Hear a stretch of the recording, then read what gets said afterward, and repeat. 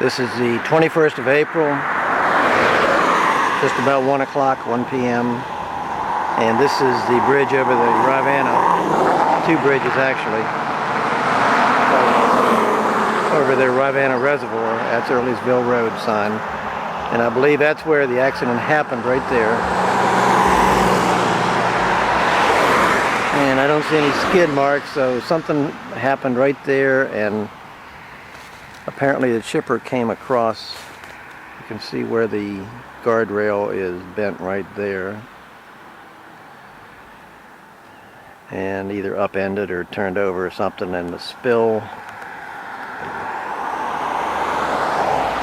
Diesel fuel apparently went down that hill, and I'll try to get closer to it, but you can see the boom through the trees there. It's the white pipe. You'll get a better look in a second. And that's where it hit, and whatever happened flipped, went down this embankment, and that dark stain is the diesel fuel. And that's part of the problem out here, because you'll see the boom right there. And you will see the slick. The interesting thing to note is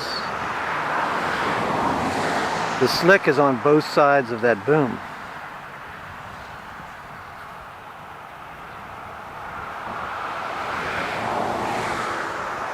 So the boom does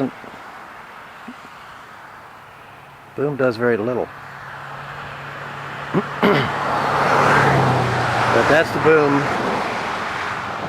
And every time you have a connection, actually if you have any kind of wave action, the wave will take the slick or the diesel fuel right across that boom. And the next time it rains and this slope becomes saturated, that diesel fuel right there that's mixed in with the dirt also goes into the reservoir. And where I'm standing now, there's a heavy odor of that stuff.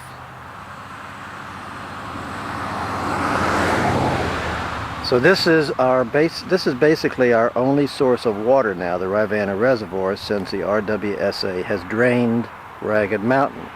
That's part of the problem. As far as spills go, this is not an emergency serious spill. In some ways it's small potatoes compared to what you want your reservoir to be protected from. So you can imagine if a fuel truck or a fuel tank being towed or whatever were to spill into the reservoir, how serious that would be. And right up that slope there is where the 29 bypass is going to go. So you will have that traffic right alongside the reservoir, right up on that hillside there. And that's what some people are concerned about, not just when the bypass is completed, but during the construction of the bypass. How do you protect our reservoir, our drinking water, particularly at this point, because our backup has been drained? So this will give you a good idea of the location and what the RWSA is doing to contain it.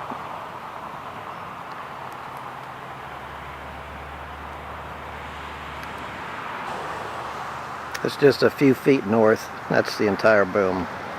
And you can see by the ripples on the water, the wind is coming from the northeast,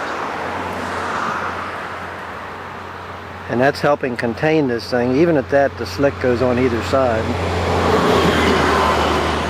But if the wind were to shift and come out of the south or the southwest, that's a different story. Then that slick would be in the reservoir.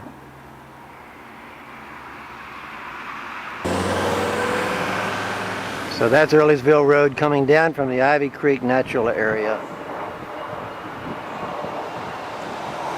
And this is where the road forks. That's where it happened. And right on the other side of the road there is the spill. So this is Bob Fenwick reporting from Albemarle County for Seaville Citizen News.